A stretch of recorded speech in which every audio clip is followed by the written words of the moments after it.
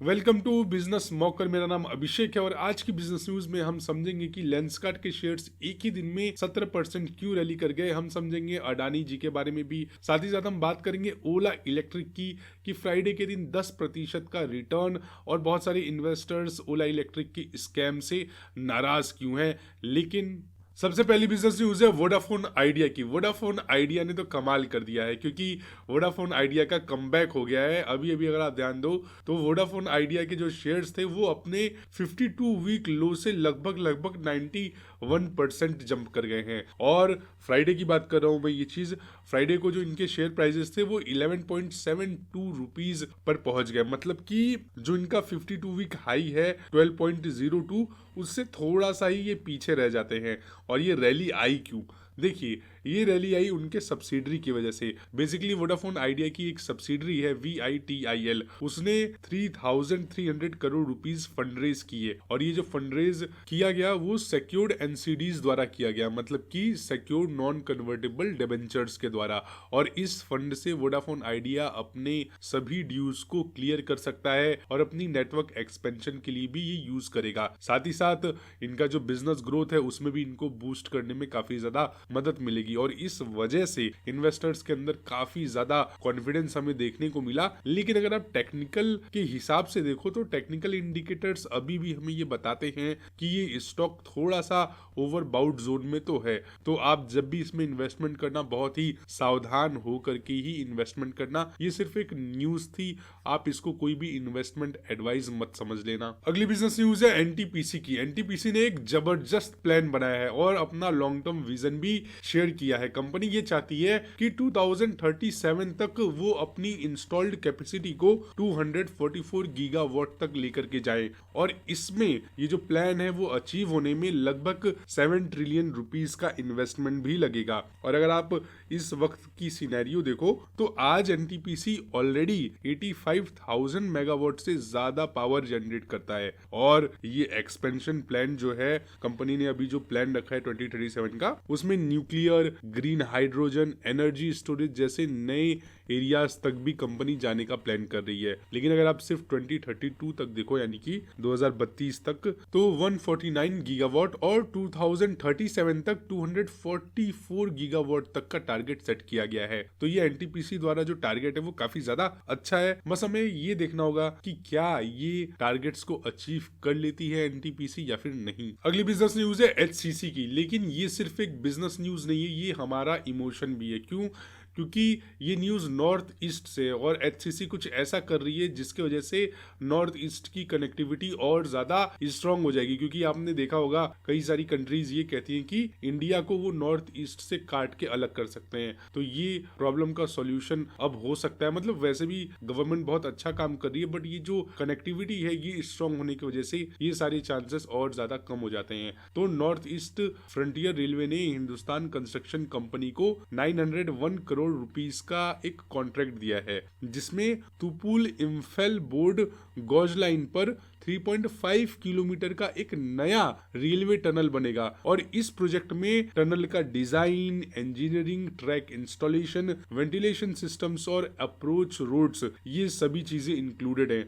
और ये जो प्रोजेक्ट है वो एक ज्वाइंट वेंचर के थ्रू कंप्लीट किया जाएगा। और ज्वाइंट वेंचर है HCC और VCCL का। अब ये जो प्रोजेक्ट है इसके अंदर HCC का 65% स्टेक है। और ये पूरा का पूरा प्रोजेक्ट नॉर्थ ईस्ट की कनेक्टिविटी और इंफ्रास्ट्रक्चर को एक नेक्स्ट लेवल पे लेके जाने वाला है। अगली बिजनेस न्यूज है मोदी जी के बेस्ट फ्रेंड की। जी हाँ, बिल्कुल सही समझ रहे हो, मैं बात कर रहा हूँ अडानी जी की। अडानी ग्रुप की एयरपोर्ट यूनिट 2030 तक $11 बिलियन से भी ज्यादा इन्वेस्टमेंट करेगी ताकि वो नए टर्मिनल्स बना सके, इंफ्रास्ट्रक्चर को अपग्रेड कर सके और एयरक्राफ्ट मेंटेनेंस पर भी उनका फोकस रहेगा। अभी ये जो ग्रुप है वो 7 एयरपोर्ट्स चला रहा है और 11 नए एयरपोर्ट्स के प्राइवेटाइजेशन के लिए भी बिड करेगा। और नवी मुंबई की बात करो आप, तो नवी मुंबई इंटरनेशनल एयरपोर्ट इसका एक सेंटर पीस है, जिसका पहला फेज 25 दिसंबर को खुलेगा, यानी कि क्रिसमस के दिन। और IPO तभी आएगा जब नवी मुंबई एयरपोर्ट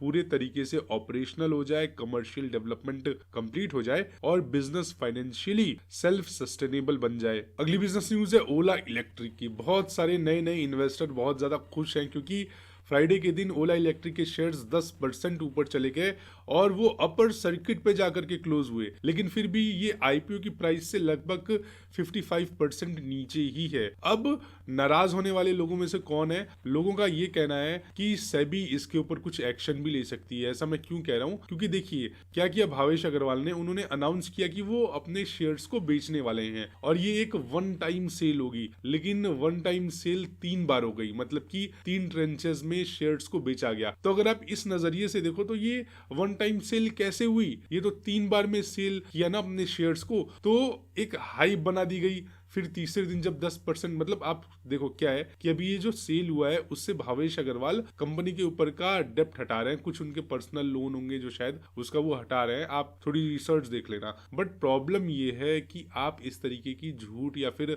बातों को घुमा फिरा करके कैसे ला रहे हो, इन्वेस्टर्स का पैसा फंसता है। और ये सिर्फ पहली बार नहीं है, इसके पहले भी भावेश अग्रवाल ने किया था, जब उन्होंने बोला था कि उनकी जो कंपनी है वो वर्ल्ड की सबसे बड़ी ईवी मैन्युफैक्चरिंग कंपनी है और नीचे छोटा सा स्टार में लिख दिया एक्सेप्ट चाइना।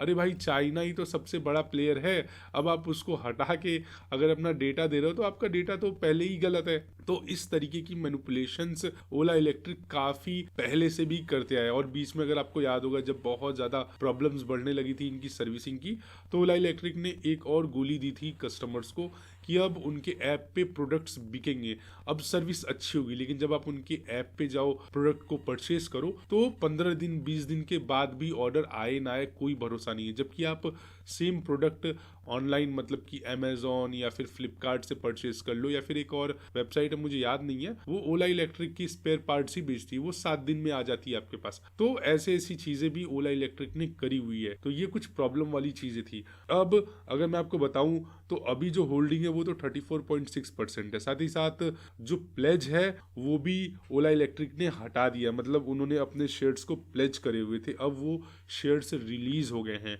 बाकी कमेंट सेक्शन में आप बताओ इस बारे में आप क्या सोचते हो? क्या ओला एक स्कैम कंपनी है या फिर ये इन्वेस्टर के साथ? तो देखो मुझे नहीं लगता कि ओला इलेक्ट्रिक बिल्कुल भी अच्छा कर रही है। इसका काम है हाइप बनाना और ये हाइप भी बहुत अच्छे से बनाते हैं। और ये मेरा पर्सनल ओपिनियन है, ये मेरे पर्सनल व्यूज हैं जिस हिसाब से मैं इनके हरकतों को देखता हूँ, और हो सकता है मैं गलत हूँ, बट इट्स माई ओपिनियन। तो आप कॉमेंट सेक्शन में बताओ मैं कहाँ तक सच सोच पा रहा हूँ, और इससे मुझे भी पता चलेगा कि हो सकता है शायद मैं भी गलत हूँ, हो सकता है कि कंपनी टर्न अराउंड हो जाए। अगली बिजनेस न्यूज है टाटा पावर्स की। टाटा पावर्स ने 2000 करोड़ रुपीस रेज किए हैं एनसीडीज के थ्रू, और ये एक प्राइवेट प्लेसमेंट था जिसमें कूपन रेट 7.05% और 7.25% रखा गया है अलग अलग सीरीज के लिए। अब प्राइवेट प्लेसमेंट वर्ड मैंने यूज किया, इसका क्या मतलब है? इसमें क्या होता है कि ये नॉर्मल पब्लिक के लिए नहीं रहता है, ये किसी चुनिंदा कंपनीज या फिर इन्वेस्टर्स के लिए ही ये जो एनसीडी है वो ओपन होता है। अब